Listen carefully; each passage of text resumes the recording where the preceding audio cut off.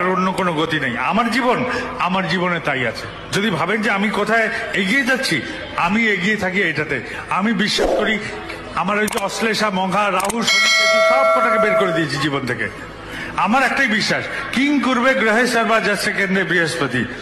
জীবন কেন্দ্রে বৃহস্পতি থাকলে, গুরু থাকলে, রাহু, শনি, কেতু, মঙ্গল, অশ্লেষা, মঘা কেউ কিচ্ছু করতে পারবে না, কেউ না। বিশ্বাস করেন, আমার নাই, এইসব সব বের করে দিয়েছি।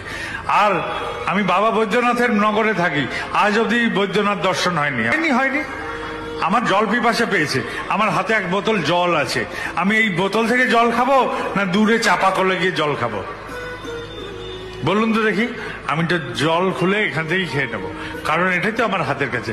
আমি এই জন্য বলি, গুরু ব্রহ্মা, গুরু বিষ্ণু, গুরুর দেব মহেশ্বরা। কেননা গুরুকে ধরলেই তো ব্রহ্মা, বিষ্ণু, মহেশ্বরকে ধরা হয়। কি ধরে থাকবো আমি এসব? তাই আমার ধরাই হয়নি, যাওয়াই হয়নি, পৌঁছানোই হয়নি। এই আমি বুঝি, এটাই আমার ঠাকুর বোধ। আমি এরকম করেই ঠাকুর চিন্তা করি। আপনারা কিরকম ভাবে করেন আমার জানা নেই। আমার ঠাকুর এরকম। তিনি কোনো অলৌকিক মানকে জিজ্ঞেস করছেন, নারদ ভগবান তুমি থাকো কোথায়? ভগবান বলছেন, না হং তিষ্ঠামি বৈকুণ্ঠে যোগিনাং হৃদয়ানং নাচা। আমি বৈকুণ্ঠে থাকি না, যোগীদের হৃদয়ে থাকি না, আমি থাকি সেথায় যেখানে আমার ভক্তরা আমার গুণ কীর্তন করে।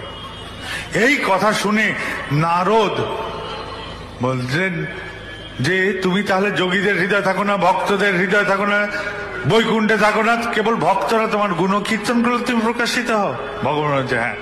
ওই যে সবজিওয়ালার সাথে আমি সবজি দিই, ঠাকুরের কথা যখন বললাম ঠাকুর ছিলেন।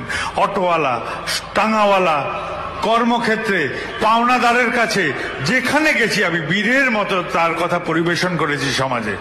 এই যখন যখন যাজন করেছি, যখন যখন কথা পরিবেশন করেছি আমার ঠাকুরের, তখন তখন এই পরিবেশনের মধ্যে দিয়ে আমার ঠাকুর প্রকাশিত হয়েছেন। আর ঠাকুর এসে উপস্থিত ছিলেন, কেননা ঠাকুরের সঙ্গে থাকাই সৎসঙ্গ, ঠাকুরের সঙ্গে থাকাই স্বর্গ, সৎসঙ্গে স্বর্গবাস। তাই যাজনই সৎসঙ্গ, যাজনই স্বর্গ। এটাই হচ্ছে কথা। এই যে যাজন করি, এটা কি ঠাকুরের জন্য করি? মোটেই না। এই যে যাজন করি সৎসঙ্গের জন্য করি? মোটেই না। আমি করি আমার জন্য।